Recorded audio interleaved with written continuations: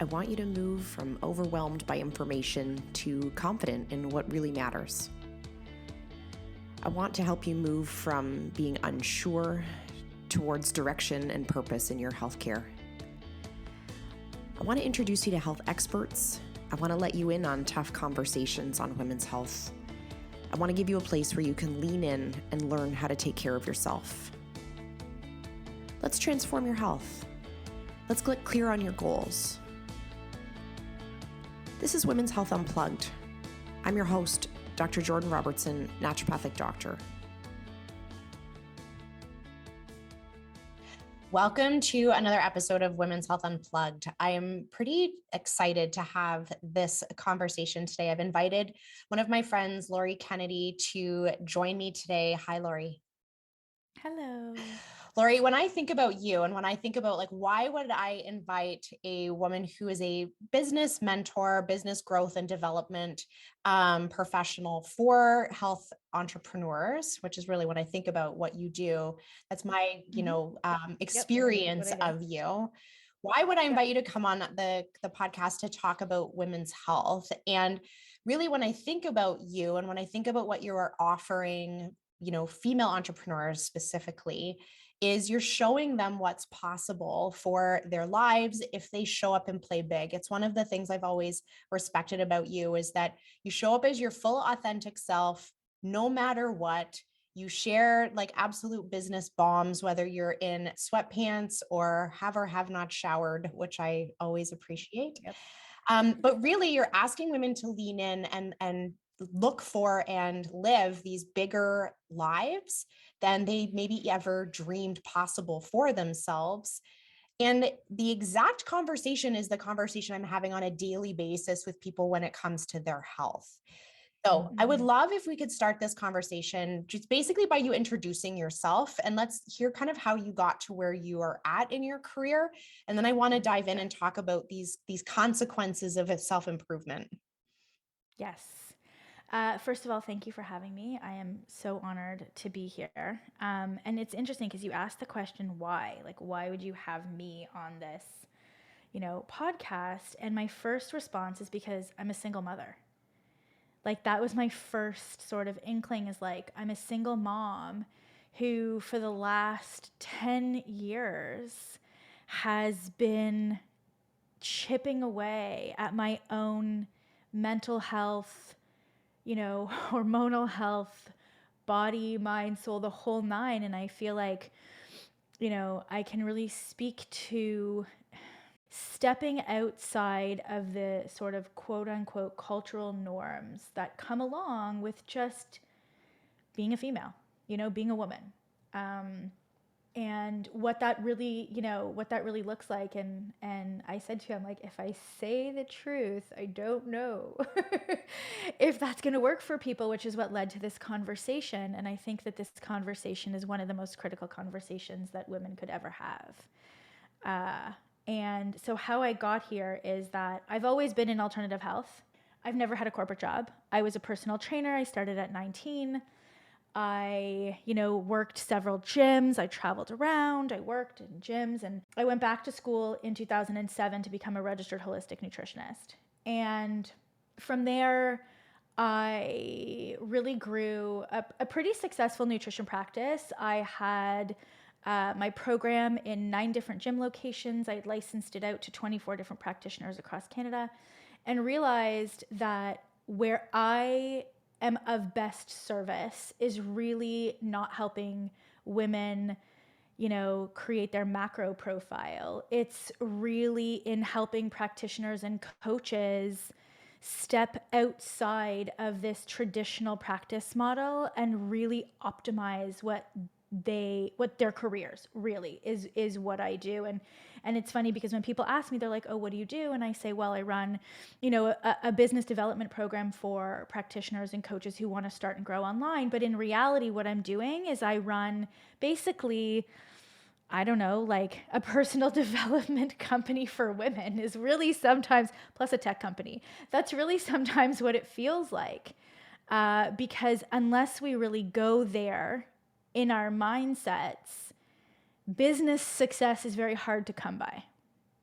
And that's sort of It's what I do. I'm really proud of the work that we do. We've, impacted thousands of practitioners and coaches, but it's also because we really look at this idea of self-improvement and what does that mean? And so what do you mean by self-improvement? Like I'm curious coming at it from like a business perspective because I think sometimes people don't see the parallels between, Yeah, self-improvement in your work and self-improvement in your health, even though I see them as exactly the same. they're the same. Yeah. They So are. what do you They're the mean by same. self-improvement? So for me, it's the number one core value of my company. It's the number one core value that I live by, and it's called personal responsibility. So for me, the idea is I am committed to my own growth. And what that looks like is taking personal responsibility no matter what. No matter if I feel shame, no matter if I'm embarrassed, no matter if I did a good job, a bad job, a this job, a that job, it doesn't matter. At the end of the day, it's personal responsibility and integrity above all else. So, how do I get to that place? Self improvement, right? Self inquiry, self awareness. How do I get to this place where, like, I can sit in my own shame and I can sit in my own vulnerability and I can take responsibility and I can really activate the things that I say that I want in order to make them a reality versus just talking about them all the time. So for me, that's self-improvement. And I'm not perfect, at all. Um and it's a work in progress 100%. But I think it's just this idea of just taking full on responsibility. And even when you're not, drinking the stupid water or moving the steps or whatever, taking responsibility and not making excuses. Like, I didn't walk today or move my body today because I just didn't, period. Not because I was too busy or not because of this or not because of that. It's because it wasn't a priority for me and it wasn't a priority. And that's just that. So that to me is personal is self-improvement. It's really understanding and taking responsibility for myself regardless of what's going on or any sort of external environmental things where I can say I feel proud of myself.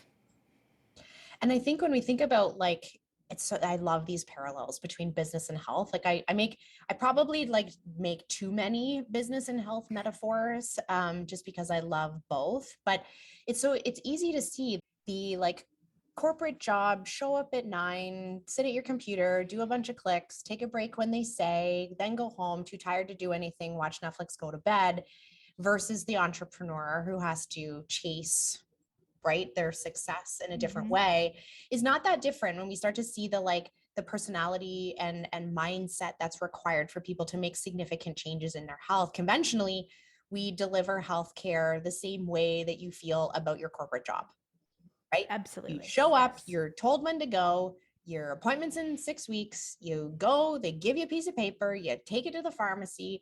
Like there isn't Yeah. that level of reflection. It's devoid of personal responsibility. Doctor told me to take pill. Doctor told me to blah blah blah, or nobody told me, therefore I don't, that's it. There's nothing I can do. It's just devoid of personal responsibility. Right. But then the result, right? The result is we feel exactly the same way about our health as we did about our kind of like dead end job. Mm-hmm. Yeah. Yeah. And I think that, you know, one of the one of the commitments that I made to myself back in 2011 when I realized that my marriage was over and I had two small children and yeah, my nutrition practice was thriving and whatnot.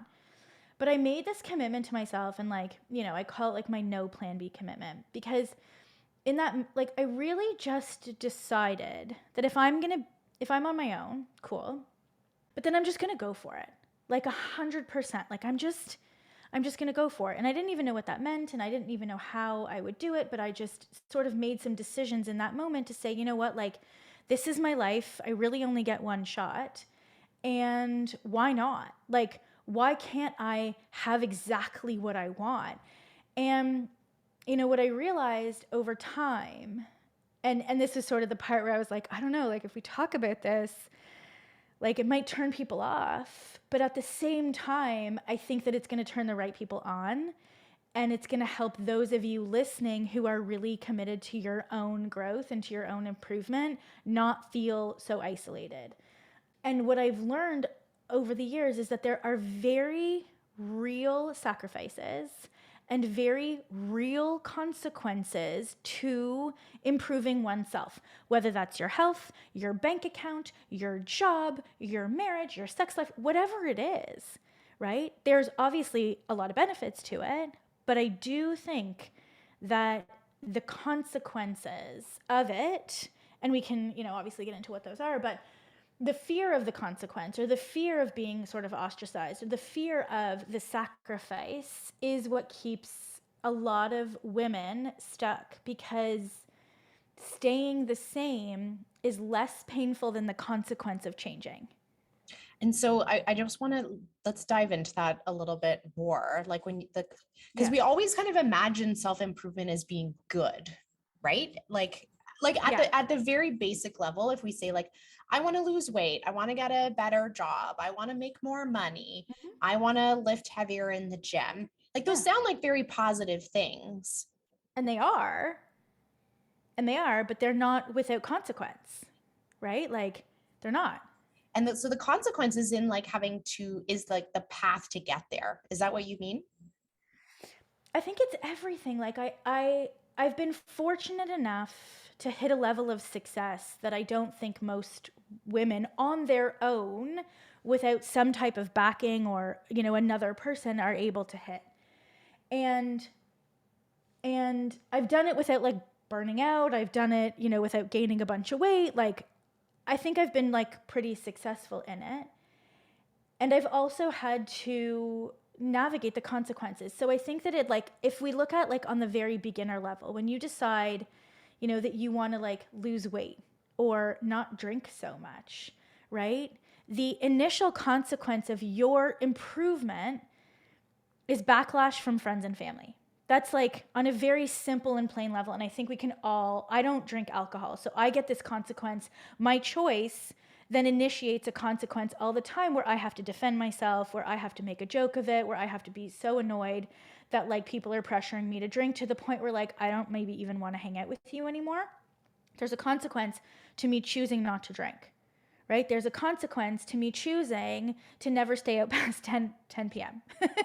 because my hormones require 7 hours of sleep and I wake up at 5, right? Like, there are consequences. So for me, I'm making an improved choice, right? Which supports my health and my well-being and my children's well-being and my financial well-being and my team's well-being. Because if I drink alcohol and stay up till 11 o'clock every night, I don't think my business, quite honestly, would be as successful as it is, right?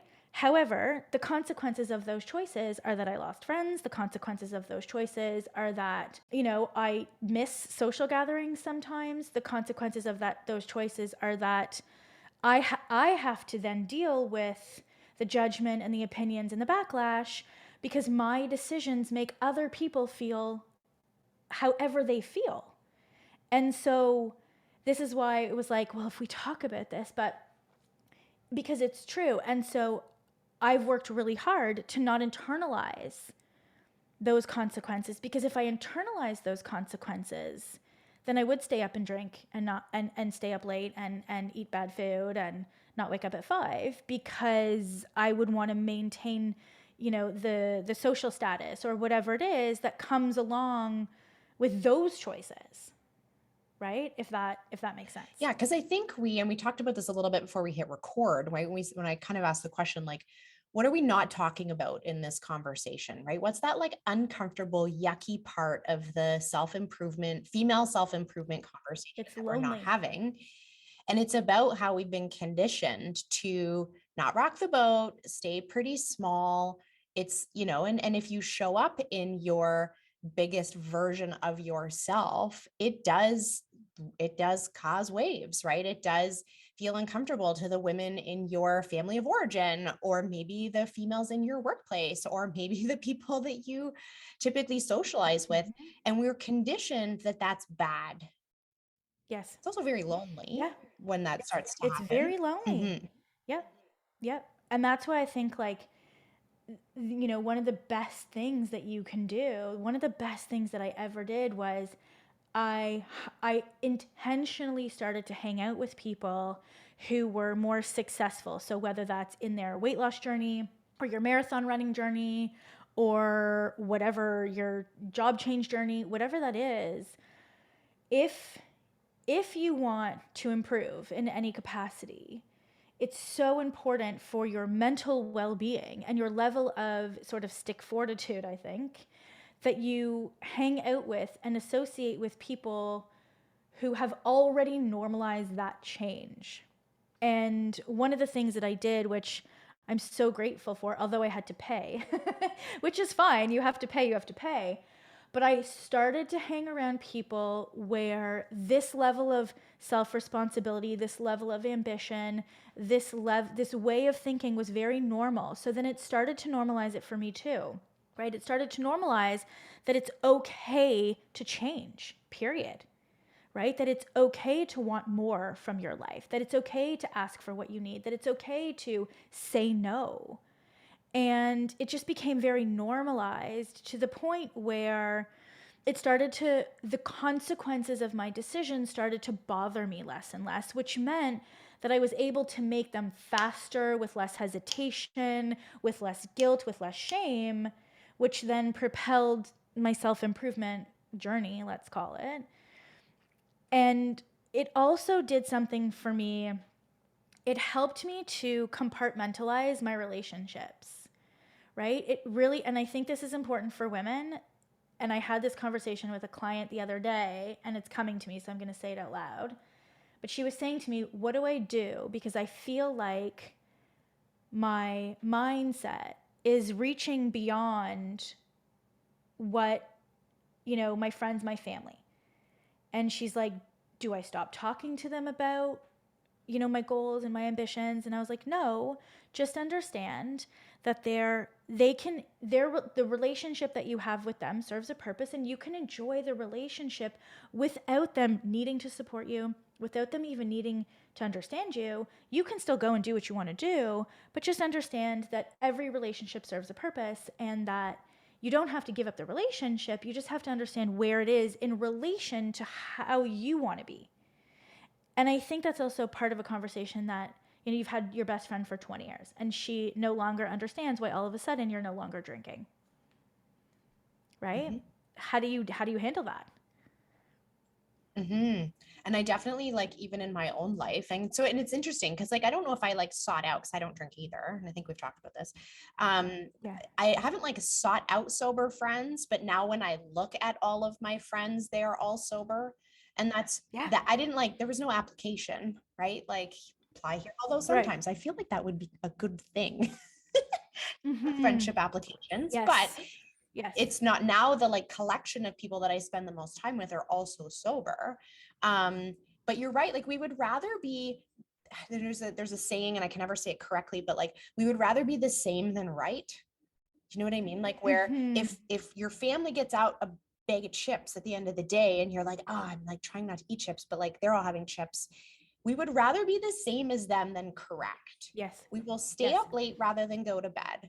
We will Yes. indulge in the food rather than pass. We will stay small and not share our opinions about what we want to achieve in our life and our workplace rather than Mm-hmm. rock the boat. Yeah.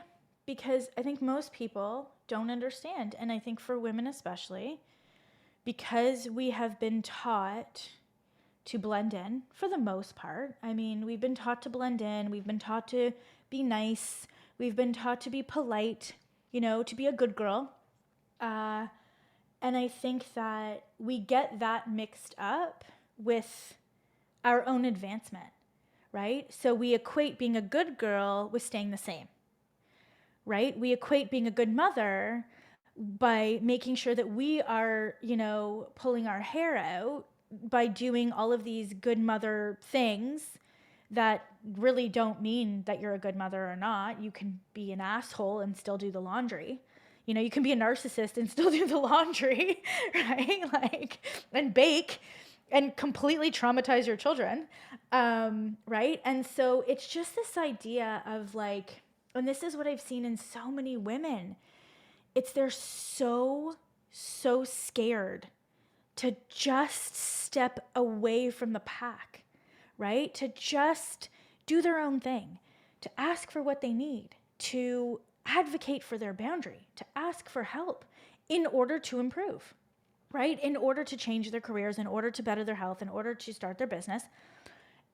And it seems like, in my experience, dealing with literally thousands of women from all over the globe, all backgrounds. So it's not just a particular type, it's all backgrounds.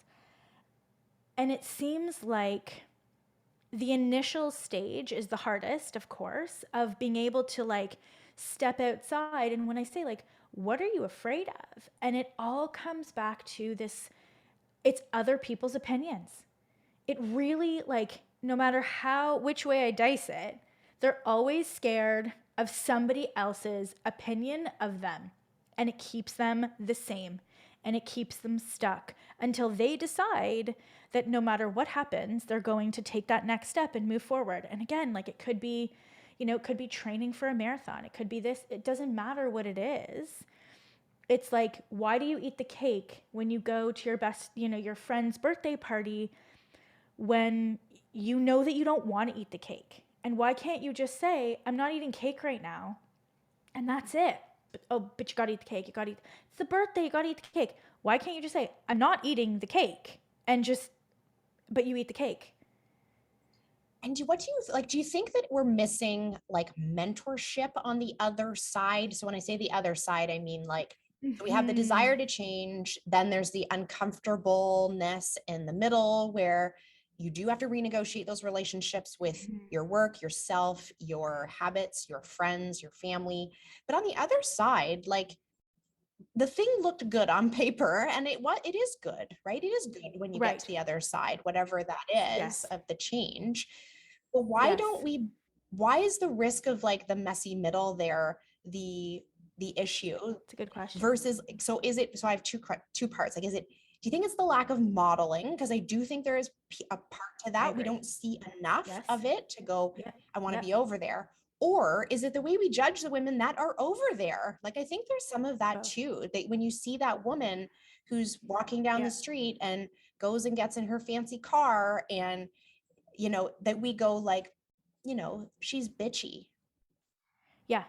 I think I think it's both things. I think that and I also think it's being misunderstood.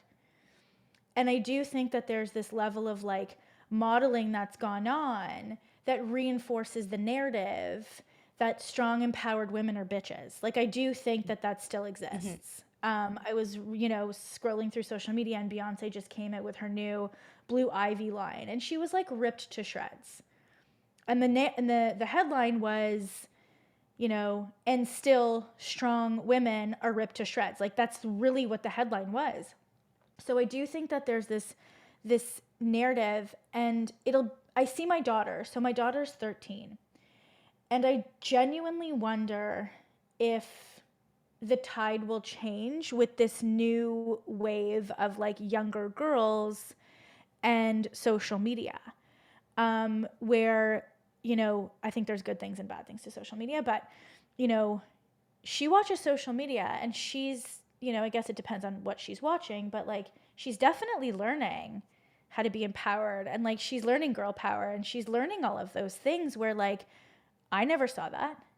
You know what I mean? Like, I think that I'm hoping that as the generations progress, like, my mother is in her late 60s. So I was modeled a housewife, you know what I mean? Who like took care of the home and like all of those things. So I do think it's modeling. I think it's the narrative that is reinforced. I also think that it's just the lack of normalization, that it's okay still. It's okay for men, but it's not okay for women because it's just not normalized, right? It's not normalized in the general sort of population. And we wonder why more women are the way that they are. Like, we wonder why women are the way that they are. And I think it's because of these consequences. And then so they don't change. And so then, if they were to be the change, then maybe the best friend would change along with them. And then they would model that for their daughters and their sons, right? And I just think I think it's a lack of modeling, and I think it's a lack of safety. I mean, why don't people change? Bottom line, they don't feel safe to. Like, that's just it. If they felt safe to, emotionally, physically, mentally, they would, but they don't. Mm-hmm. Why? The consequences are very real, right? Mm-hmm. Mm-hmm. It's so funny. As you were saying that, I was thinking about like 10-year-old me getting like the most horrific haircut of my life, and me being in the like the chair and looking at my mom and being like welling up. And it was like And she said her nothing, like right? giving me the like the side eye, like, don't you dare say anything about this Mm-hmm. haircut, right? And Mm-hmm. then I take my 10-year-old daughter to get her nails done, right? And like, when you go to the nail salon and they like basically cut your finger and Yep. you don't say anything. Yep. Watching my 10-year-old daughter assert herself in the nail Mine did the salon, I same. was like, oh, we're winning. I was like, it's happening. Yes. You know what's so funny that you bring up the nail salon, because I did this, my daughter did the same thing, and I put it on my Instagram stories, and she recognized it in herself, and she was so proud. So they did like a little design with like a heart, Mhm, and she didn't like it. And she asked them to take it off and to try something else, and she didn't like that either. And she asked them to take it off, and she just told them what to do instead. She did it very kindly and very nicely. And she was like, you know what? I don't really love that.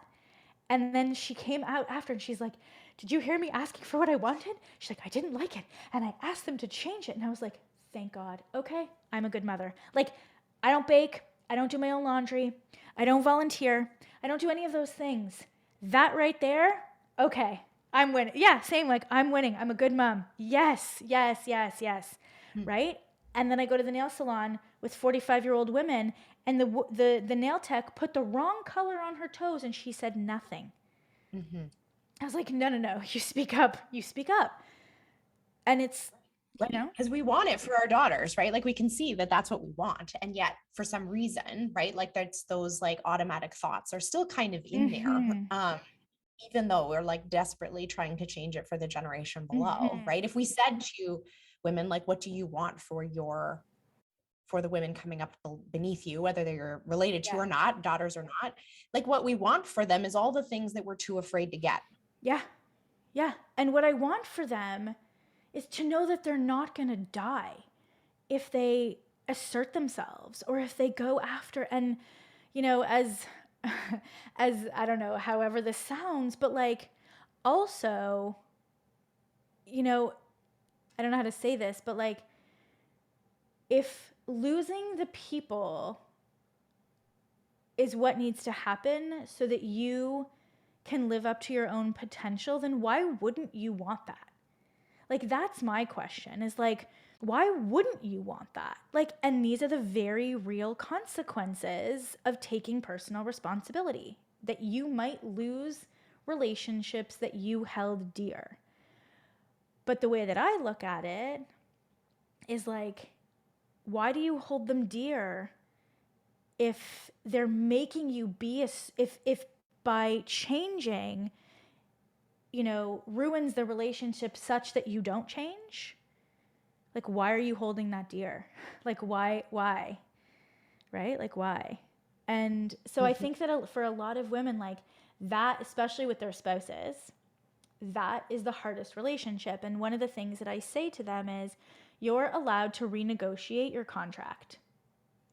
And not many women do that, right? We have a lot of women that are in their 30s, 40s, and 50s who have been in this relationship contract with the same job tasks and the same job description and the same level of responsibility. And now all of a sudden, they on their own have gone and gotten a new job for themselves, but their relationship contract has stayed the same. But yet they've added on an additional full-time job. And I say to them, well, go renegotiate your contract. Try and delegate some of your responsibilities, right? And sometimes they do, but most of the time, the consequence of them renegotiating their at home life contract, the fear of it is too great and they don't. So then they burn out because they're doing all the things, plus now trying to better themselves in some way, shape, or form. And then it all goes to shit. And their marriage Because goes to shit especially because they're so resentful. But I was like, well, that's on you because you never renegotiated your contract. And I imagine for these women who are trying to pursue things in their career that because that's a startup, Yeah, right? And it doesn't feel secure and it doesn't right. feel like it, they can see the other side of it, that that's the thing to go, right? Like the laundry is safe, the driving the kids to school is Right. safe, right? All we know what the Right. outcome is if that does or does not happen, but for them to lean into the But change. it's And I think that's why when we like, that's the part that we have a hard time with, because we haven't yet actualized the right. outcome.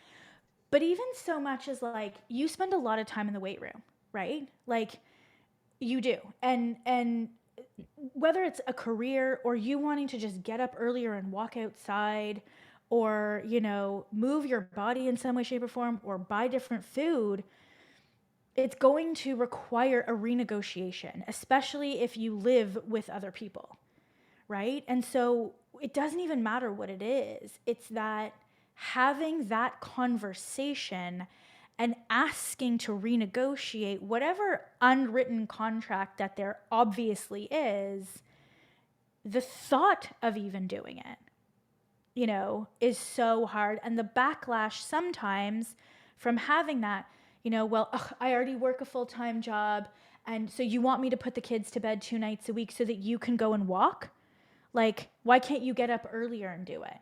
Why can't you do it during your lunch hour? Why can't you do it? Like, this is conversations that a lot of people are having, right? Where this is why it's, I think, very hard for women to actually change and stick with it because of the backlash of the consequences.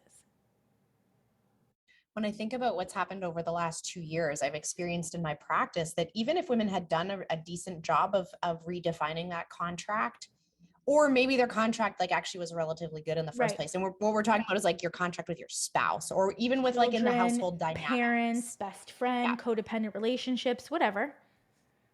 That COVID, like Oh, yeah. putting everyone back in, like the steps Yeah. backwards that I've watched in that piece over the last 2 years. So it's like, well, I used to have someone clean and now I don't. Or we used to share responsibility, but now I work from home and my partner works out of the home. Or we used to do it this way, but now the kids have been Mm-hmm. trapped at home for the last two Mm-hmm. years. And people have accepted work without additional pay, or additional vacation time, like into these unwritten contracts in their household. And so when I come in and I say, look, I need you to make some lunch for yourself, Yes. that they actually can't even see the potential for how they would do that. Yes.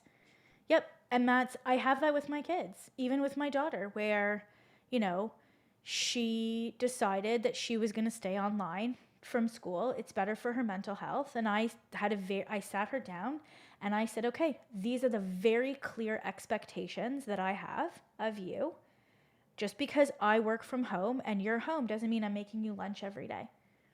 I would make you lunch if you were going to school, but I'm not making you, like, I'm not cooking pasta at 12:20. Like, I'm not doing that.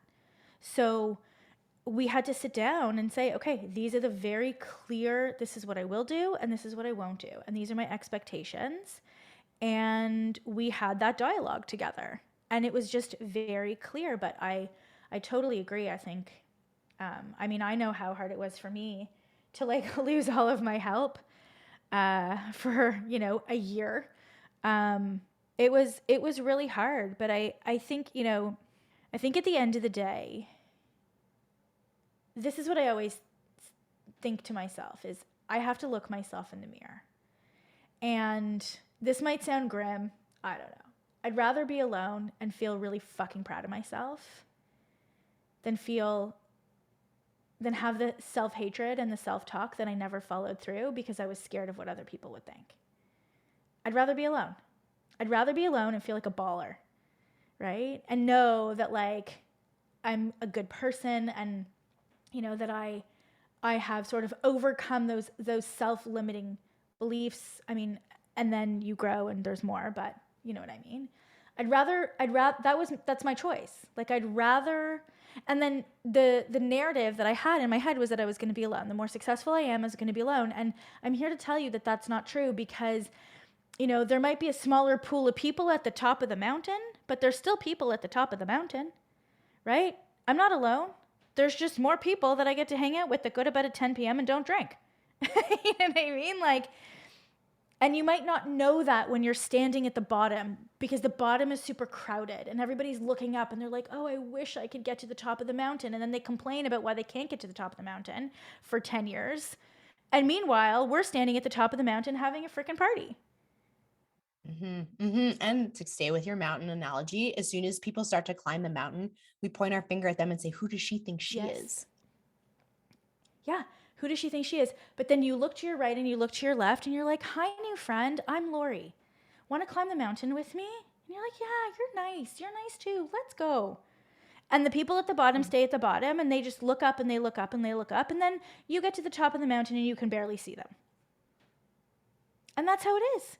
And that's how it is. But too many women just don't start climbing to ever get out of that pool of people to see clearly, you know, the benefit of getting to the top, right? Because they're keep getting pulled down by all the people and be like, no, you can't climb and you can't go up and you're this and you're that and you're not a good mother and you're not a good wife and you're spending so much time running and working and, you know, oh my God, I can't believe you eat this healthy. Like, do you ever eat cake?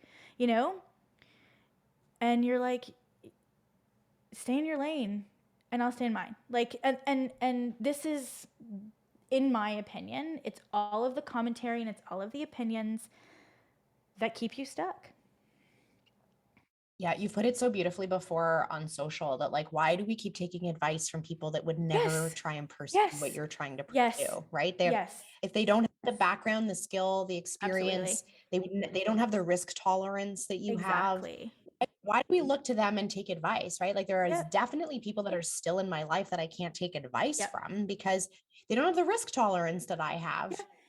for any of those And they decisions. don't have the experience. So like if you're looking to make those changes, which I absolutely think that you should, don't ask your friends who've never changed, right? Don't seek out advice from your sister-in-law who's done 27 diets and is now on a juice cleanse. Like, don't ask them that, right? Go seek advice from somebody who has, you know, changed their entire body profile and has kept it off for 20 years. Go ask her what to do because there's a difference in the mentality of that person than your bestie or your sister-in-law who's done 27 diets and is now on a juice cleanse, right? So you ask the people who are standing at the top of the mountain for help because they will help you. They'll be so happy to help you, right? Don't ask Mhm. people who are shoulder to shoulder on the bottom. One question I have for you, Lori, because this is a little bit outside my domain Yeah. expertise. And I always joke that I'm like, I feel like I'm missing the part of my brain that worries about what other people Same though. think. I also same. And when I've done all of the personality type testing that there is out there, because that's what we do, Yeah. right? I Entrepreneurial also people feel take like all that. the personality Yeah. tests. And it's like, you don't think about what other I people do are not. thinking. And yeah, I don't think you do either, but I definitely don't. And so for me to be like, well, what's the first step? The first step is to stop thinking about what other people are thinking. When that comes really naturally, I think Yeah. I don't know where people can start with that actually. And Yes. you have a lot of experience in helping women try and ask themselves the right questions to get past that. So if someone's listening and they're like, oh my God, it's true. I do ask my friend what I should Yeah. do when they haven't done it either. Um, how do we break through those barriers of like that Uh-huh. chatter that It's a we good one. can't do it Yeah. any differently? It's funny. I was in the mall with my kids, and also I'm not someone who gets easily embarrassed, and I'll share how I got here in a second. But I was in the mall, and I have no shame. So when I can't find my kids, I just yell their names really loud. And I did something, and we were in the mall, and my daughter was mortified, and I looked at her, and I just said, "Hold on. Are you embarrassed? You're telling me that I embarrassed you? What are you embarrassed about?" And she said, "Well, everybody was staring." And I said, "So?" And she said, "Well, it's embarrassing." And I said, "Well, how come you think that? Is that just something you think you should think? That you should be embarrassed because I yelled your name really loudly and everybody turned around and then, like, I made a scene? Like, you think you should be embarrassed by that, therefore you are." I'm like, "But who told you to be embarrassed by that? Like, where did that idea that you should be embarrassed even come from in your head? Because it didn't come from me." So, like, where did it, and I was so curious in that moment. I'm like, honestly, where did that even come from? She's like, "I don't even know." And I'm like, okay, Well, if you can think a thought that, oh, I'm embarrassed, you can unthink a thought. Like, if you can think one way, you can think another way. So how about you just don't care that the complete and utter strangers in the mall think I'm like a lunatic mother yelling for my child? I don't care.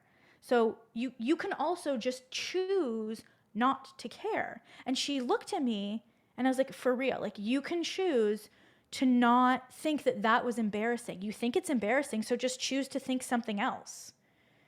And she like was like, oh, and I could see she got it. She could just decide to think something else. And so one of the questions that I ask even my kids, or when they have like their own self-talk, and we talk about this all the time, is the thought helpful or hurtful? Is the thought helpful or hurtful? So if your self-talk is hurtful, then perhaps it's time to think about why you even have it in the first place. Like, why do you think something is embarrassing? Why does it matter to you if somebody else doesn't like your choice to not eat cake or not drink? Why does it actually matter? For real, why does it matter?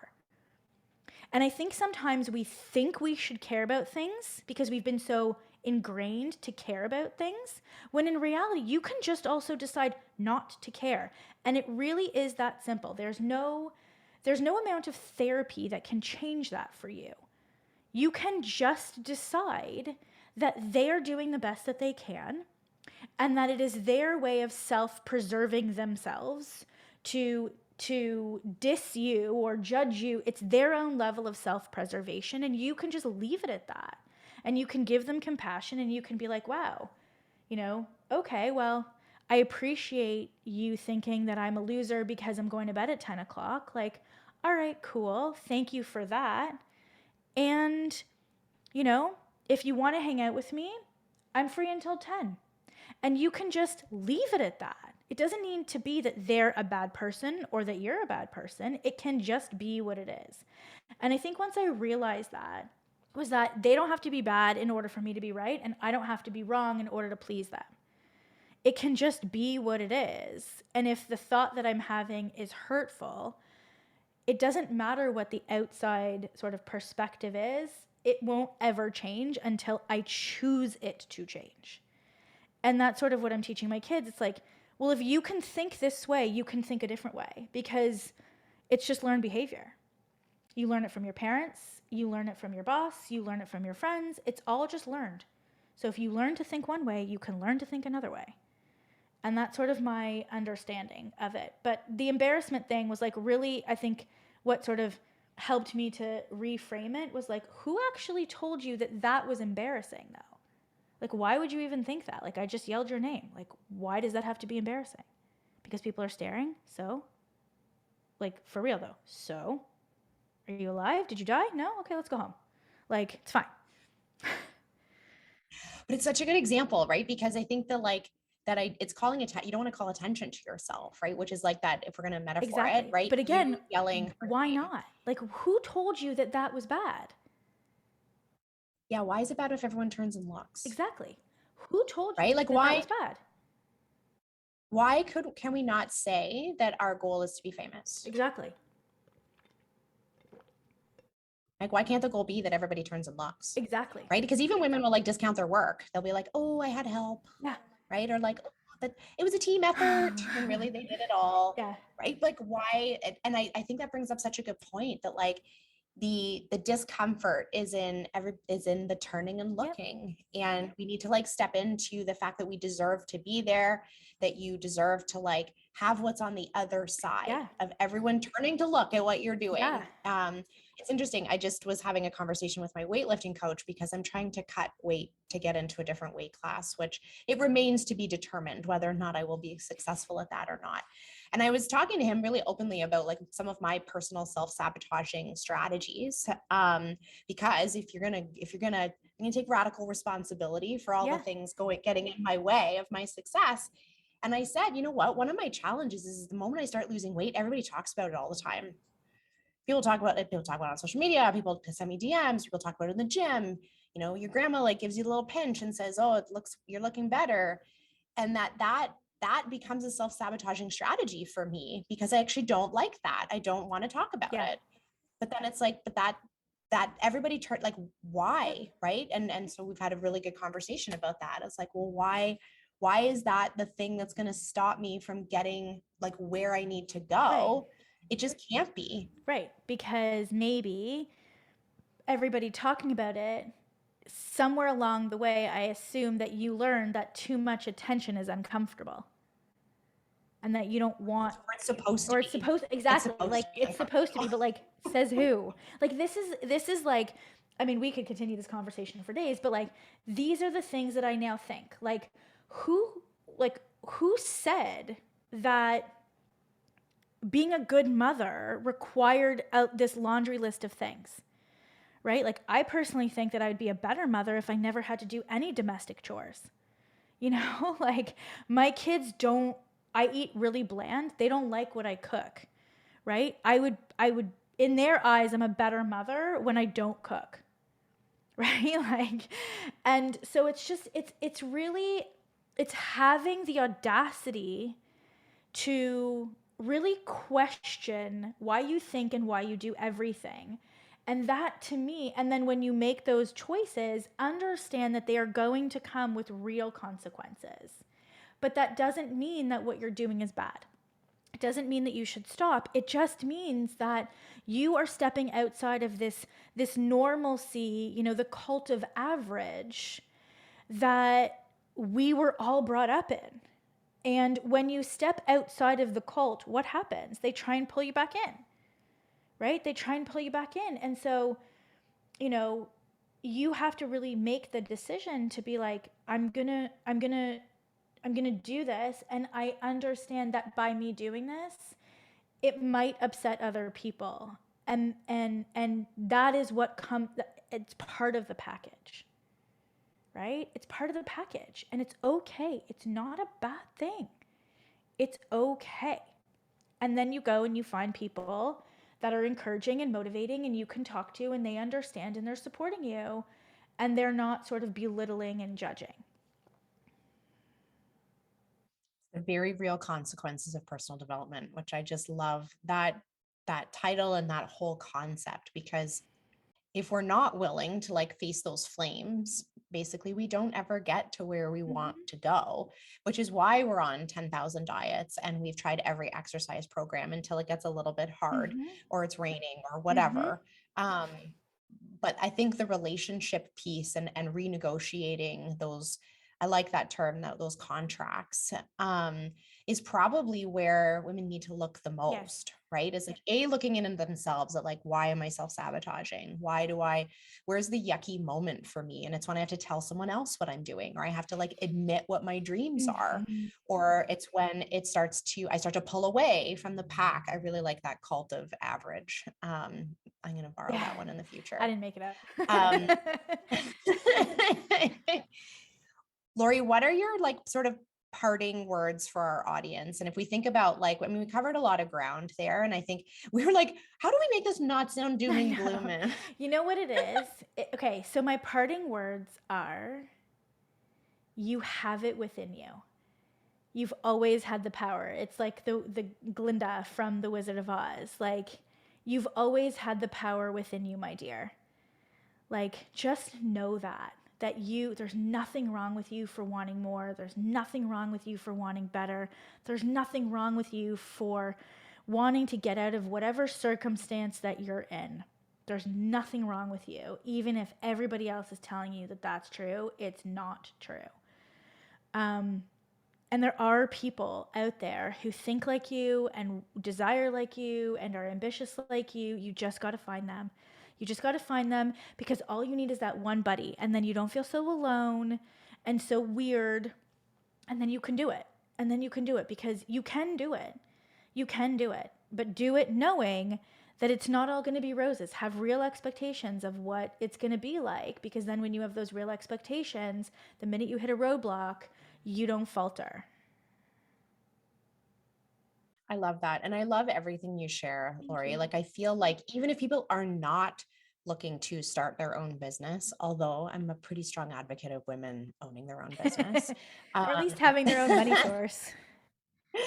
if even if that's not what people are pursuing right now, the content that you share, whether it's Thank online, you. through your stories and whatnot, is really, it just brings that like real authentic look at what it's like to take like radical responsibility for your life.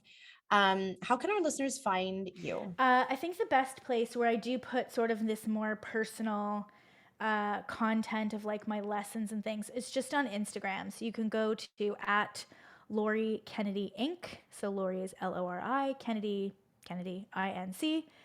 And that's where I think the best place to go for sort of all of these types of conversations. That's where I have them the most. Awesome. And we will link that in the show notes as well. So you can hop right over there. Thanks so much, friend, for having this conversation with me. Thank you. Thank you. Thank you. I hope you enjoyed that episode of Women's Health Unplugged. My goal is to help you feel more confident about your health. Please remember that what we talked about today in the podcast does not constitute medical advice, nor was a doctor-patient relationship formed. If you have questions about your healthcare or about how today's topic pertains to you, please take it up with your family doctor, your specialist, or someone on your health team.